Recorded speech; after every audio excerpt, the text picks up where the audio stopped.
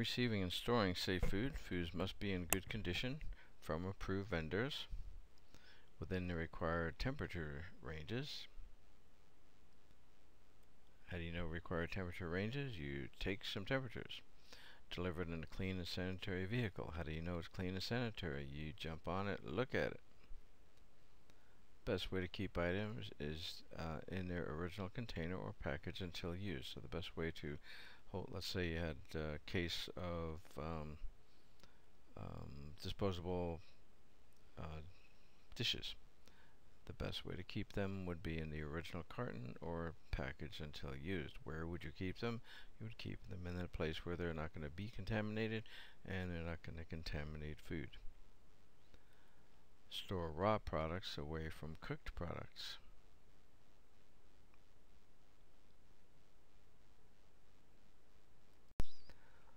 You're going to store species in the following order in the refrigerator.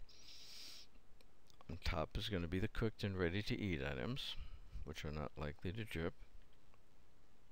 Next, in the order in which the temperature, they're going to be cooked to, so fish and other red meats. Then those are going to be cooked to 145. Then the 155 items like ground beef.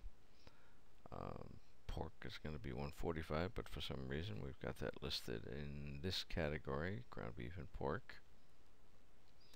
Poultry and eggs. The poultry is going to be cooked to 165 and the eggs tend to be kind of messy.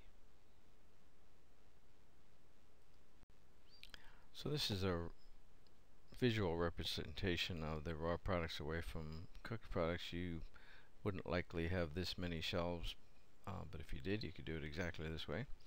So at the top is the cooked and ready to eat items which are not likely to drip. So those would include deli meats, cheeses, washed produce. Next down would be seafood, which is cooked to 145 degrees.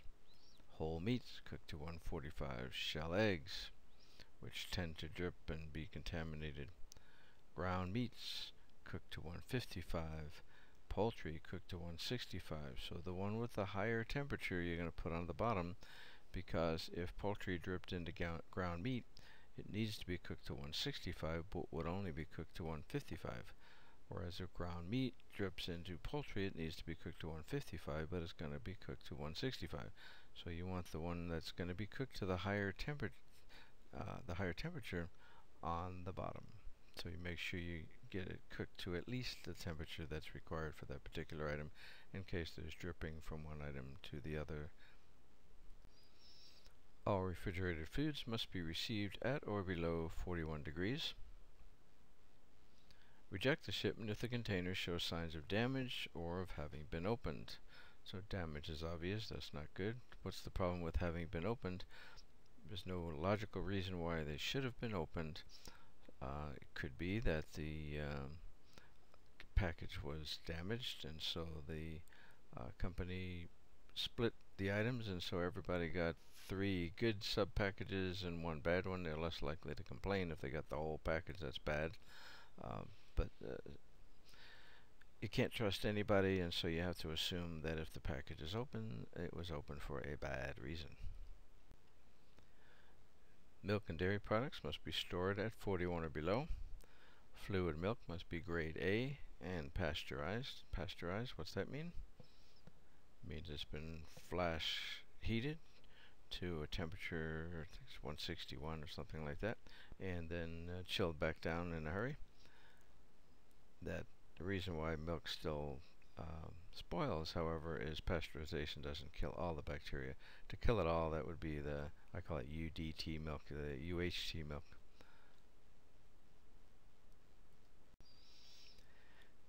Butter and cheeses must be free of contamination and properly refrigerated. Bakery fillings containing dairy products must be at 41 degrees or below. Shell eggs must be received and stored at or below 45 degrees.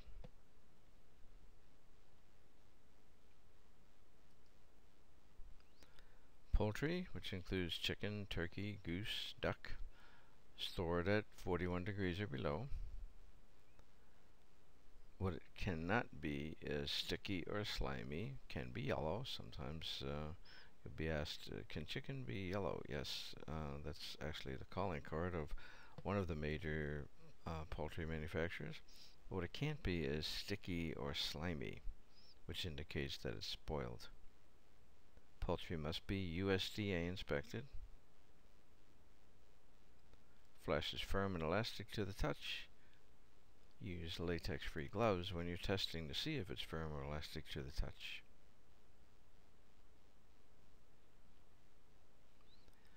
Poultry is often the source of Salmonella and Campylobacter.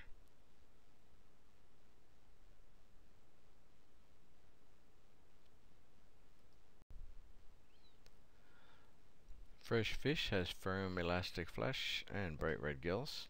The eyes must be clear and bulging. Cloudy eyes or fishy odors are not acceptable. The fish should not smell overly much like a fish.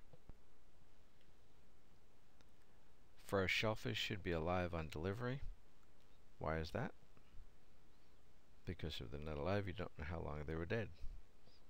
Shellfish tags must be kept for 90 days.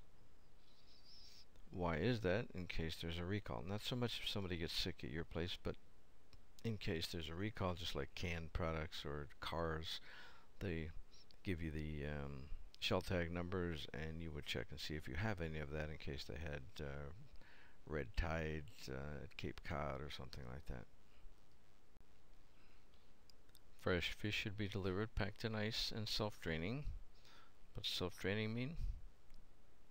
That means it's in a box or container that has holes so that the water can drain out, so that it's not floating in the water, which would get warm and cause contamination. The internal temperature of fish should be at or below 41 degrees. Fresh fruits and vegetables may be contaminated with soil bacteria, Clostridium botulinum, Clostridium perfringens. May also be contaminated with fecal microorganisms such as E. coli. How do they get contaminated? Cross-contamination from the animals or from the people. Cut melons must be received at or below 41 degrees. Otherwise, if they're not cut, then there's no temperature requirement for fresh fruits and vegetables. Salsa is a problem because of the tomato and cilantro, both of which are higher risk. Been a lot of problems lately with salsa. pH of 4.2 or less will help. So if you go into your buddy's house for a Super Bowl party, gonna make his own fresh salsa, cool. You might want to bring a pH testing kit with you, and certainly check out his or her food safety standards. There's no federal inspection required for fruits and vegetables. The new legislation that probably is never going to be funded does call for that, but it's oddly enough. What do you have a problem with? Fresh fruits and vegetables. What's there no federal inspection of? Fresh fruits and vegetables. Why are there no inspections? We just haven't chosen to put enough money to have enough inspectors to check out all the farms, which is where usually the problems come from. It's not from the U.S. Foods or Cisco. Typically, it's from the farm itself. Dry foods includes flour, cereal, sugar, dried fruits, and veggies. Reject the product if it's damp or damaged, which indicates somebody contaminated, like the rats and mice. Rips, tears, punctures may indicate contamination from insects or rodents. While the rodents trying to chew through, they're throwing up, they're peeing and pooping. Boxes and packages must be clean. If not, whatever they got dirty with is going to be coming into your operation. Store dry foods in clean, dry areas on shelving and keep them at least 6 inches above the floor. Why 6 inches? Bugs don't like the light, so it makes it lighter. Also, you can clean under it. Also gives it some air circulation. Potentially hazardous foods, PHFs, otherwise known as TCS, time and temperature control for safety. All must be received and stored at or below 41 degrees Fahrenheit. Meats, poultry, seafood, milk and dairy products, egg products, fruits, especially melons, vegetables, and tofu are all included. Don't forget to rotate your stock. Make sure your staff is doing that. Practice FIFO. First items in are the first items out. Use the oldest product in the refrigerator first. How do you do that? Before you get your new shipment in, you move the stuff from the back to the front, and then you put the new product in behind the old product. Nearly all potentially hazardous foods must be stored at or below 41 degrees. Frozen food should be stored at 0 or below. If you've had a temporary power outage, make sure you check the product temperatures before resuming use. So you show up in the morning and you see the power's out, you're not sure how long. What's the first thing you would check? You would check to see if your product temperatures are still okay. If they are, then you can just, if the power is going again, or get the power going as quickly as possible, and you'll know exactly when the product went to the wrong temperature. And if you know you can't get the refrigerator fixed, then you would move to a new refrigerator or freezer. But the first thing you're going to do is check and see the product temperatures. Refrigerators must be kept in good repair, coils defrosted routinely so they cool products as rapidly and as well as possible. If you get an ice buildup on your coils, then obviously it's not going to recover as quickly and you're not going to keep your temperature up. Question is, where do you put the thermometer? Do you put it in the front, to the back, up towards the ceiling? Do you want to, is your point to prove that the refrigerator is cold enough, or is it to find out if it's not cold enough? And the answer would be, you want to find out if it's not cold enough in any part. So to do that, you're putting it in the warmest part, which would be by the door, because every time you open the door, it gets warm right there. Shelves should be slatted and don't cover them. What's a slatted shelf? One with a hole in it.